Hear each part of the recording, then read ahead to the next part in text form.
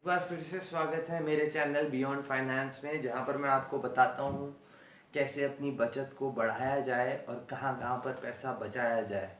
यानी कि अगर कोई दूसरा आदमी मान लीजिए 12 साल में एक एक लाख रुपए जमा करके 12 लाख को 16 लाख कर रहा है और आप 12 लाख को 12 साल में 12.5 लाख भी नहीं कर पा रहे हैं बैंक में रख के, तो ये गलती करने से आपको मैं बचाता हूँ।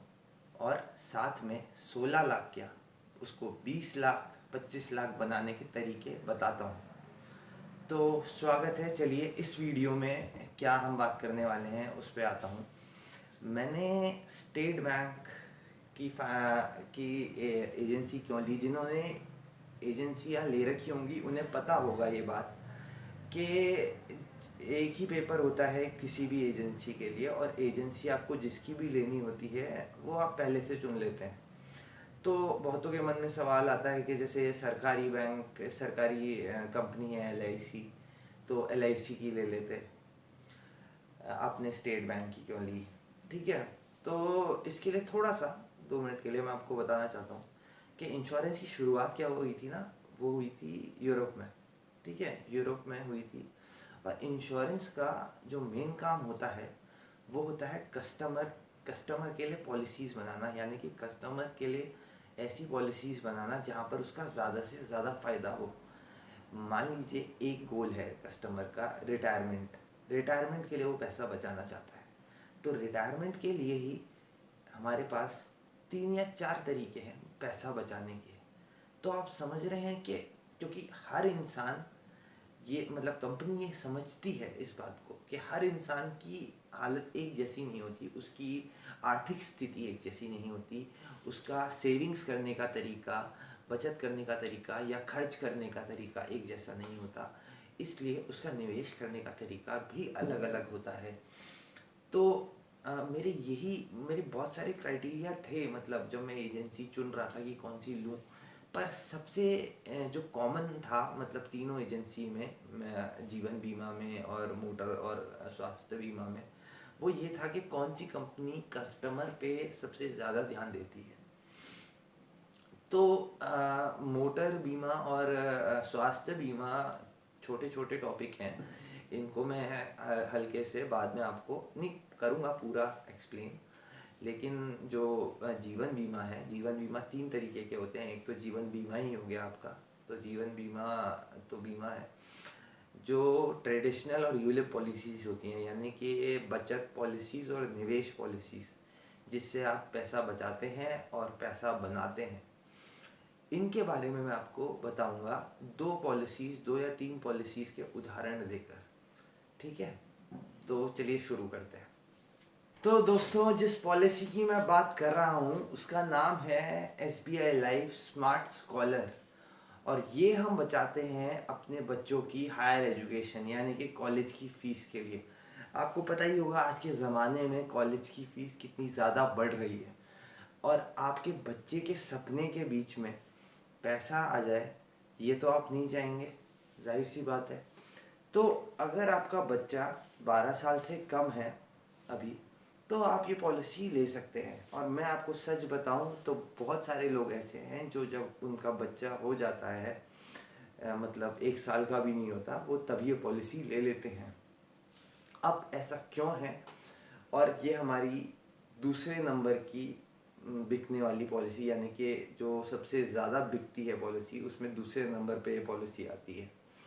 ऐसा क्यों है ये मैं अब आपको बताऊंगा, आपको खुद ही पता चल जाएगा जब आप इसके फीचर्स जानेंगे।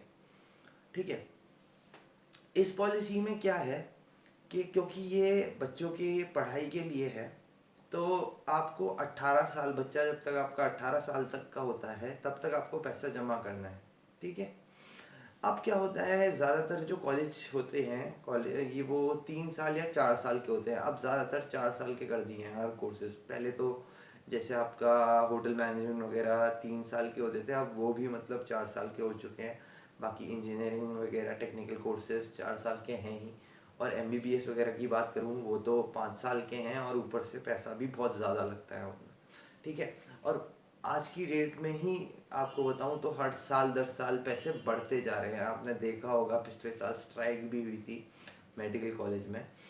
तो अब आप ये चीज़ सोचिए कि आज अगर आपका बेबी होता है तो 18 साल बाद वो, एक तो ये बात तो है ही ना कि 18 साल बाद वो 18 साल का हो जाएगा और 18 साल बाद वो कॉलेज जाने लायक हो जाएगा। तो आपको बचाना उसके लिए, उसके कॉलेज की फ़ीस के लिए बचाना ज़रूरी होगा। अब एक हमारा ह्यूमन नेचर होता है, इंसान का नेचर होता है कि जब पैसे एक बार मिल जाते हैं इंसान को, मान लीजिए आपने 10 लाख की पॉलिसी कराई, आपने 10 लाख की पॉलिसी कराई, आपने सोचा कि ये 10 लाख काफ़ी रहेंगे मेरे मेरे बच्चे के पढ़ाई के लिए, ठीक है। तो आपको आप 18वें साल में ही अगर जैसे मान लें 10 लाख दे दिए, आपने पहले साल उसकी फ़ीस जमा करा दी 2.5 लाख रुपए, ठीक है।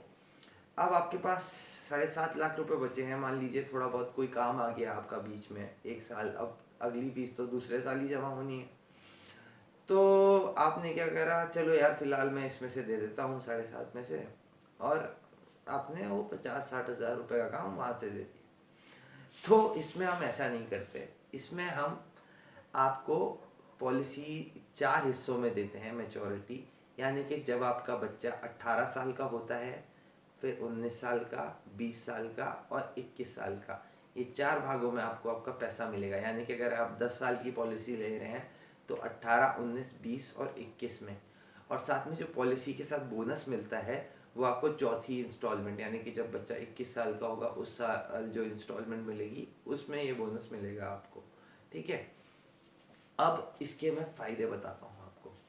मान लीजिए आपको कुछ भी हो जाता है, कभी भी पॉलिसी लेने के अगले दिन से लेकर कभी भी कुछ भी हो जाता है, तो बैंक सबसे पहला काम तो ये करेगा कि आपके घर वालों को सीधे सबसे पहले 10 लाख रुपए देगा, क्योंकि आपका बच्चा उस टाइम स्कूल में पढ़ रहा होगा, उसको स्कूल की फ़ीस चाहिए होगी, आपका बुक्स का खर्चा, उसके ट्यूशन की फ़ीस, एक्स्ट्रा करिकुलर एक्टिविटीज़ की फ़ीस, ये सब कवर करने के लिए, क्योंकि ये पॉलिसी देखिए बच्चे की पढ़ाई के लिए है। तो पहले आपको 10 लाख रुपए बैंक सीधे दे देगा। दूसरी चीज़ ये होगी कि आपने जो अपने बच्चे के लिए सपना देखा था कि 10 लाख रुपए आप जमा करेंगे और वो जिस भी कॉलेज में पढ़ना चाहता है उसमें पढ़ेगा, वो आपकी जगह बैंक आपके लिए पूरा करेगा। यानी कि आपकी अगर भगवान ना करे डेथ की पहले साल में हो जाती है या दूसरे साल में हो जाती है, तो आगे की सारी किस्तें या सारी प्रीमियम वो बैंक भरेगा और आपकी पॉलिसी चलती रहेगी।